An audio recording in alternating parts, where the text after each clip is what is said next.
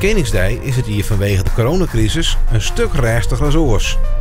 De oproep wie om het thuis te vieren, dus blijf het stil op een stritten in Noord-Friesland.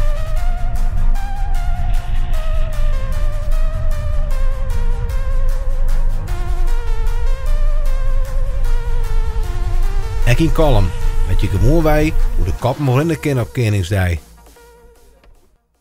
We willen dingen verkopen. En kun je hem dat de hele dag doen? Nee, niet de hele dag. Speelgoed, boeken, spelletjes, knuffels. Er komen zo meteen nog... Oma had eerst is gekocht.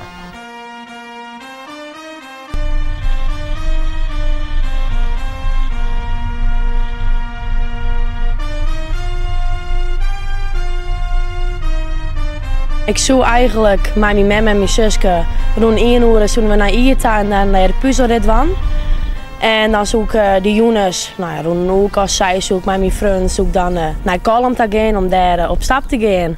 Maar ja, dat kan helaas net, dus ik ga je het een beetje uitdien. Ik ga voor mij maar rond sporten west en toen maar in de jacuzzi en vanmiddag moet ik maar met mijn ouders maar een wijntje drinken. Leven de koning! In Boerum wensen de Oranje Vereniging de inwoners een noffelijke Koningsdij toe met een speciale videoboodschap. Buurmers, wij wensen jullie een fijne Koningsdag. Laten we hopen dat de vlag volgend jaar er wat gekleurder bij hangt en we het virus in de greep hebben. Dan kunnen we, zoals we dat zo goed kunnen, met buren weer gezamenlijk feest vieren. Pas goed op elkaar, blijf gezond